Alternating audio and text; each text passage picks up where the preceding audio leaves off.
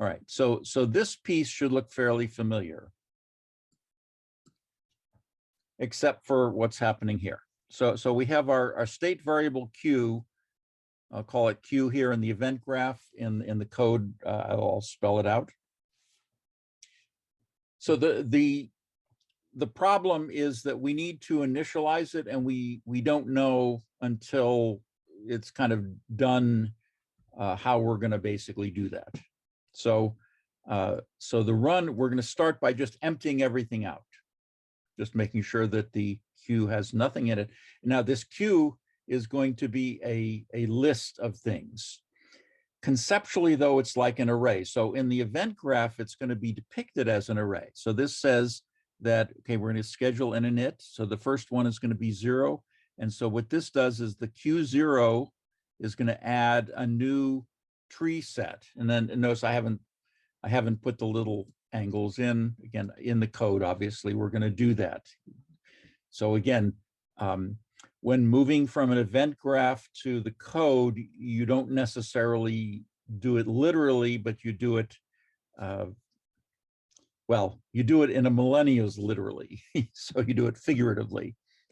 In other words, this QI is actually going to, would be depicted as get I. Okay, why? Because it's not literally an array, it's actually a list, but conceptually it's like an array. So in an abstract way, we can treat it like an array. In the implementation, because of the way that Java does things, we're going to have to implement it as a list. So again, just looking at this one piece here, again, this should be a very familiar pattern.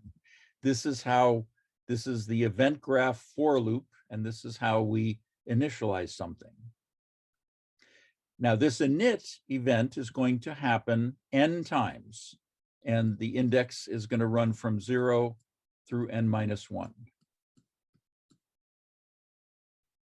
Okay.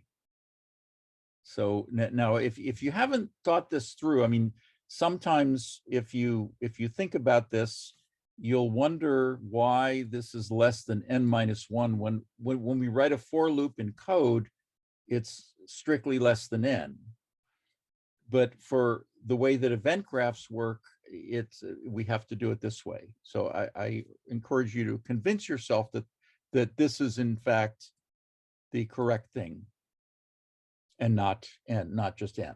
So and if you haven't thought about it, think about it. And if you think about it, you'll wonder why there's a -1 there. So I encourage you to do that.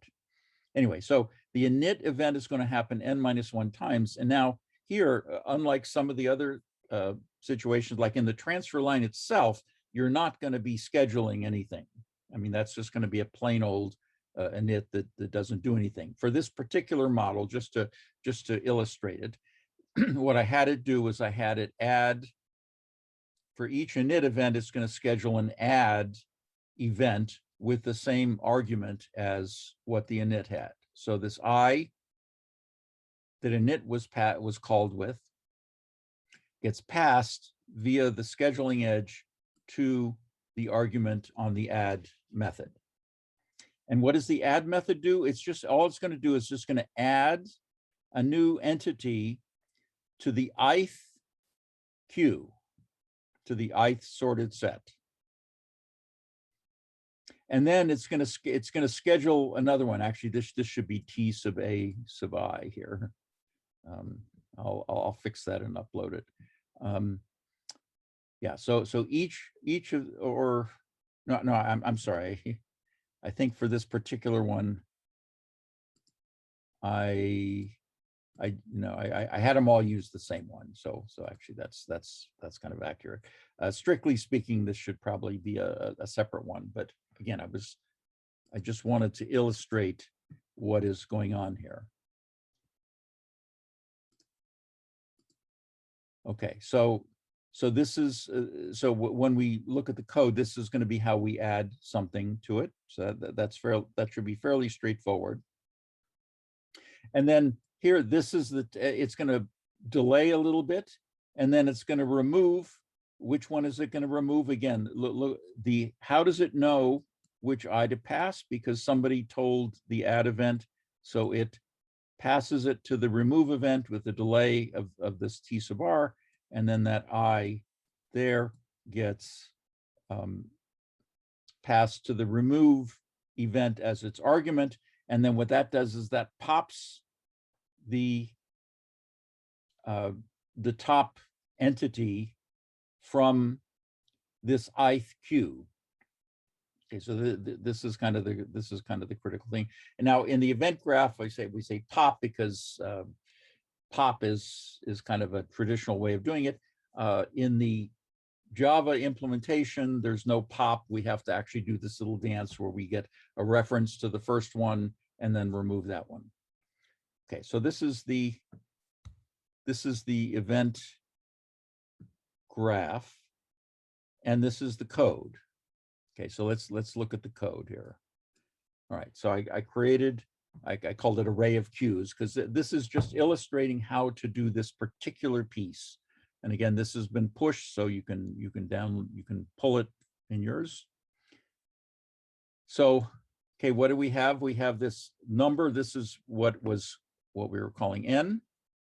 This inter-add time generator. This is what I was calling T sub a. And then this time to remove, this is what I was calling T sub R. Now this, okay, so this is the critical piece. This is what I was calling Q. And we see that it is a, oops, this should be private. I got bitten by the refactor thing as well. So that'll all be sort of pushed. All right, so this is a list of sorted sets, each containing an entity. Now in the transfer line, they're not going to contain entities, they're going to contain these parts that you're going to define. But again, this is just for illustrative purposes. Now, how do we, now the technical issue with these objects is it needs to be instantiated somewhere. So where are we going to instantiate it? It doesn't matter where, in a way. This is my preferred way of doing it. That is, we have the zero argument constructor.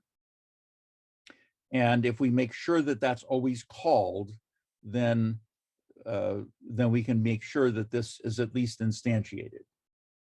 Okay, so it's defined as a list. We're going to but a list, if you remember, is an interface. So we need to instantiate it as an array list. And then in our master constructor that has our 3 parameters, we call this first. So this guarantees that Q is going to be instantiated. And then all the other ones, and I should probably, just for consistency, I should probably put a this there. And if you don't want to put these thises, then that's fine too. It's always implied. I don't know why I like to do this, but I think it's because I've actually been programming a lot of Python lately, and in Python you have to put it in. They call it self, but it's sort of the same thing. Okay, so so now again, looking at the event graph, let's look at run. Run clears the queue. Okay, the run transition is done in reset, and so we simply clear.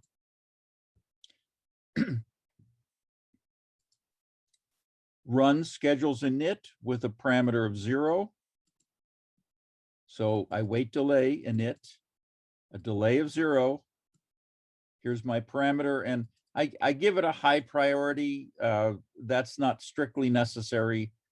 I like to do the inits with at least a high priority because that just sort of guarantees that no other event is going to kind of sneak in before I get a chance to do all these. If you don't put the high in for this, then it's not going to be a problem. But okay, so let's look at init. Init says, okay, first it's state transition. It says, and this is kind of the this is one of the keys here. So we need to add our new tree set here. And that's simply, so for the init, we are just simply adding a new tree set. And then notice I did put the little diamond guys in. And now I fire an index property chain. So in this case, for every array or array-like state, you are typically changing one of the elements. And when you do that, you fire an index property change. The index property change has the same arguments as the property change, except the first argument is the index. So what this says is that the ith element of this Q, quote, array has changed. And what has it changed to? It has changed to this value. So remember, get is the list way of getting the ith element. And now, okay, so I have two scheduling edges. Okay, one is to schedule the next one if my index is less than n minus 1. Okay, so I is less than number minus 1. Then I wait delay init and pass it I plus 1. Again, you don't have to put the high in, but I would encourage you to do so, but it's not a problem if you don't. The second scheduling edge is we now are going to schedule the add event, passing it what our index is with a delay of this inter-add time. Okay, so I wait delay add, inter-time generator, the argument is I. We pass it to that. Okay, now before I go on, I need to point out how the getters are done in a situation where we have this kind of situation list of things. Okay, so let's look at the getter for that. There, for array state variables, there are going to be two getter methods, and this is actually a convention from Java. NetBeans will only generate for you the zero argument getter. Now, the one that was generated just returned Q. However, in this case, because this is a list of sorted sets, and to protect encapsulation, you never want to actually return the actual ones. You want to always return at least a shallow copy. So because there are two layers to this, what I need to do is I first need to create an empty copy. And then now here I've kind of done it the long way. What I should have done is, instead of this, or a quicker way would be simply copy dot add all. And not copy, not, no, actually, sorry,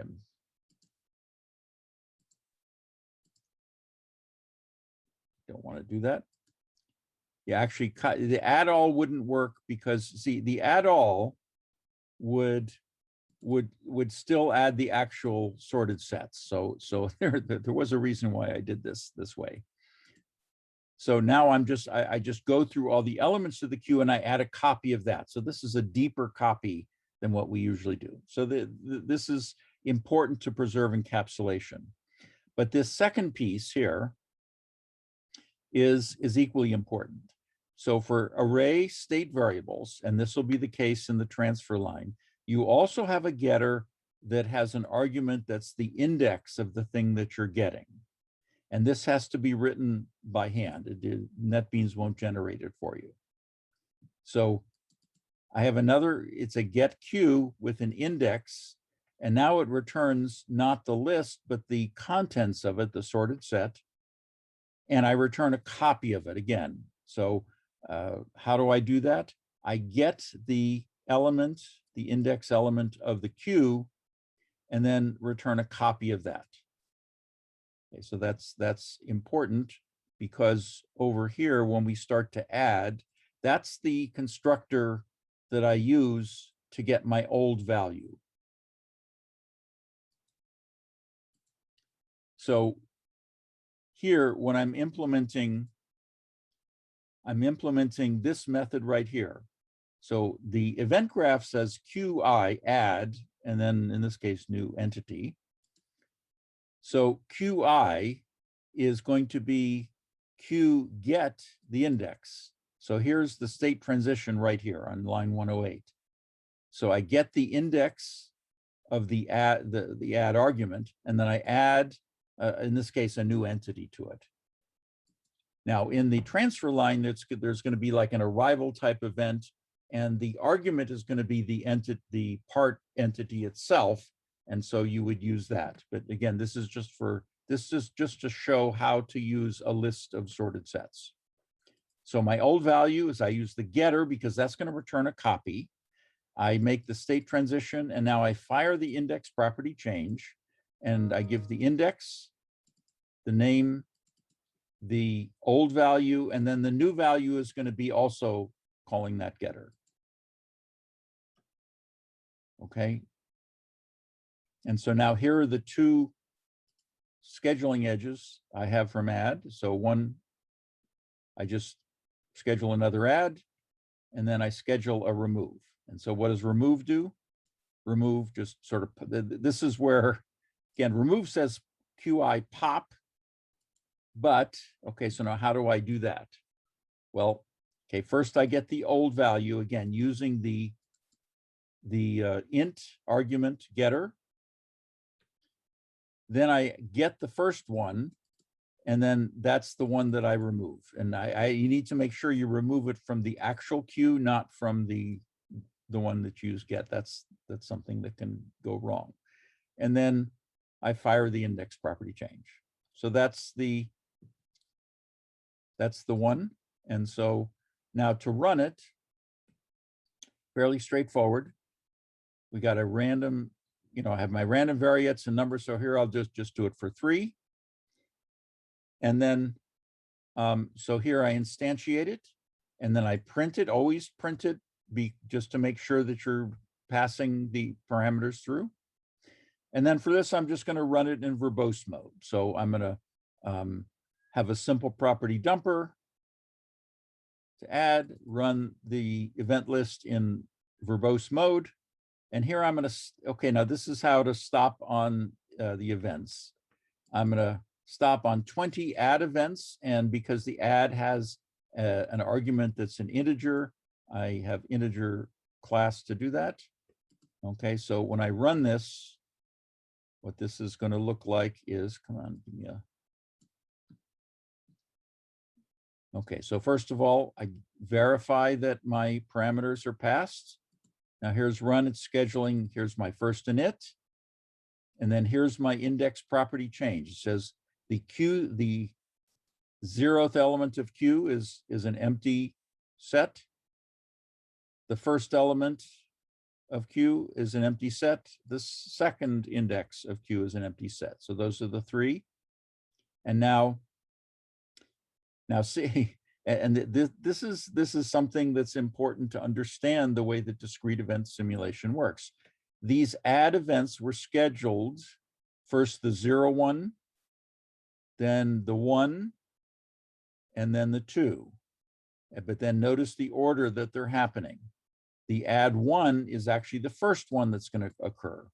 Why? Not because it was scheduled first, but because it was scheduled to occur first.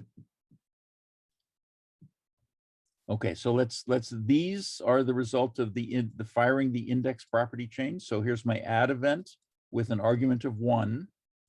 And so the Q1 now goes from empty to this first guy. And then it's scheduled to remove sometime later. Then here we have another add. And then here's another add at 0. And so yeah, notice the Q goes from having 1 guy in it to having 2 guys in it. Again, we're just sort of verifying that all of this is taking place. Okay, so you can kind of run that. And the only thing that the entity is going to be is the TS and excuse me, the TA and the TR times. I'm sorry, could you say that again? The only thing that the entity is going to be is the TR time. Yeah, I mean, in this particular case, Okay. I just use one just because this is just an example. In the transfer line, you're going to have different service times at each station. Okay, so yeah. Why did it have 2 times there?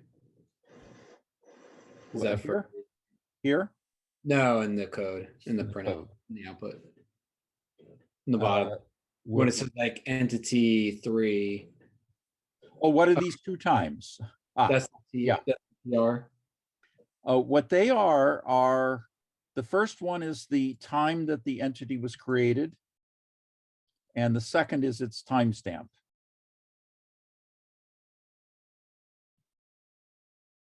So when and this is true in the transfer line as well, they're going to stay the same values. Are they? No, I'm sorry, I take that back. In the transfer line, actually, if you're watching these, if you're watching the parts go through, if you're running it in verbose mode, then what you'll see is you'll see the second numbers change as it moves through the second, the third, and the third, et cetera, workstation. In other words, every time it arrives at a workstation, it stamps the time, and the second number is going to be different.